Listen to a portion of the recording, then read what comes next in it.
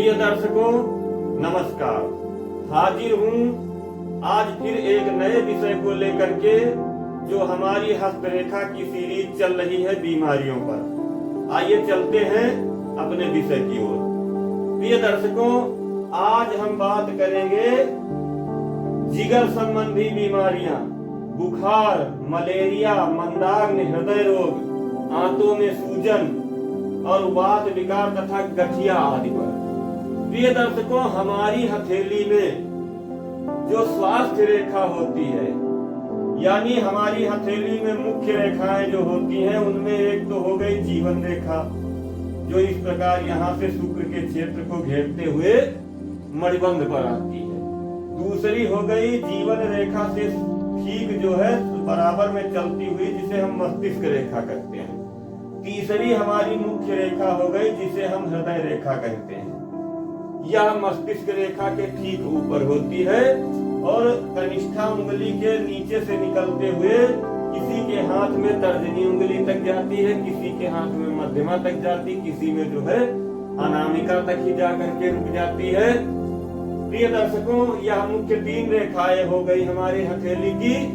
आज हम बात करेंगे स्वास्थ्य रेखा की। तो जो हमारी स्वास्थ्य रेखा होती है, वह जीवन रेखा से या चंद्र क्षेत्र से या हथेली के मध्य भाग से निकल करके जो रेखा हमारी कनिष्ठा उंगली के मूल पे यानी बुध के पर्वत पे पहुंच रही हो, उसे हम स्वास्थ्य रेखा कहते हैं। तो प्रिय दर्शकों, जिन जातक या जातिकाओं के हाथ में इस प्रकार की लहरदार, यानी जैसे सर्प की आकृति होती है, सर्प जब चलता है तो वो टेढ़ा मेढ़ा होकर के चलता है, उस प्रकार की यदि यह जो है स्वास्थ्य रेखा बन रही है किसी की हथेली में, तो ऐसे जातक या जातिकाओं को जिनके हाथ में स्वास्थ्य रेखा जो है लहरदार हो, तो ऐसी रेखा वाला जातक जिगर संबंधी बीमारियों से निरंतर घिरा रहता है।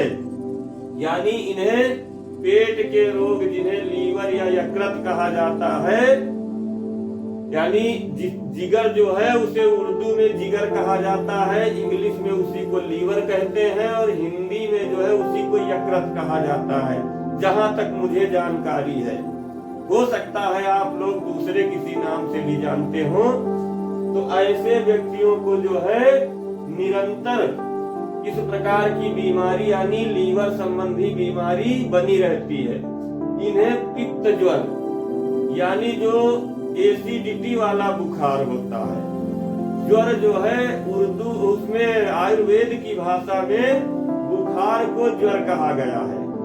तो जिन व्यक्तियों को पित्त वाला ज्वर यानी एसिडिटी वाला ज्वर, जिनके कहने का मतलब है हथेली और तलवों में लगातार जलन बनी रहती हो, गर्मी बनी रहती हो, हमेशा जो है आपने देखा होगा कुछ लोगों के हाथ पैर ठंडे रहते हैं अधिकतर, और कुछ लोगों के हाथ पैर जो है अधिकतर समय में गर्म रहते हैं।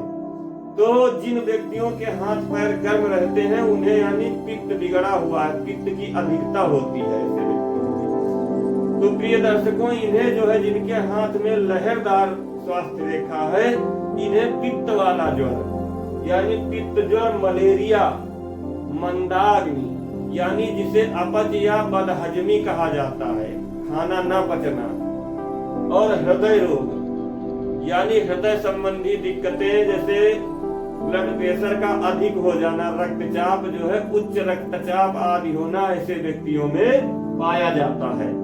आंतों में सूजन तथा वात विकार और गठिया आदि ऐसे रोग जो है ऐसे जातक या जातिका को हो जाते हैं। अब इसमें प्रिय दर्शकों देखना यह होता है कि यदि पुरुष है तो उसके दाहिने हाथ में, और यदि महिला है तो उसके बाएं हाथ में हमें ये देख करके निर्णय लेना होता है।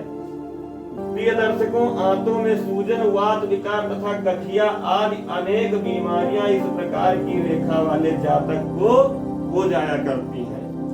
वात विकार प्रिय दर्शकों उसे कहते हैं शरीर में जितने भी दर्द होते हैं। एक तो दर्द होता है जो चोट की वजह से होता है, जिन्हें चोट चपेट आदि लग जाती है उन्हें भी दर्द होता है, तो वह दर्द तो एक अलग हो गया। लेकिन यदि बिना चोट चपेट के दर्द है तो आयुर्वेद में कहा गया है कि शूलम नास्ति बिना वातम, यानी बिना वायु के शरीर में किसी भी प्रकार का दर्द नहीं हो सकता है। तो प्रिय दर्शकों, यदि आपके शरीर में हाथ पैरों में, कमर में या गर्दन में इस प्रकार का दर्द बना रहता है तो वह वात की बीमारी ही होती है।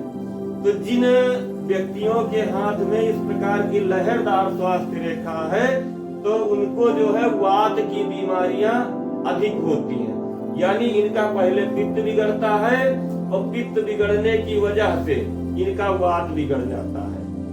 और प्रिय दर्शकों, इन्हें इसी वजह से गठिया आदि के रोग जो है हो जाया करते हैं।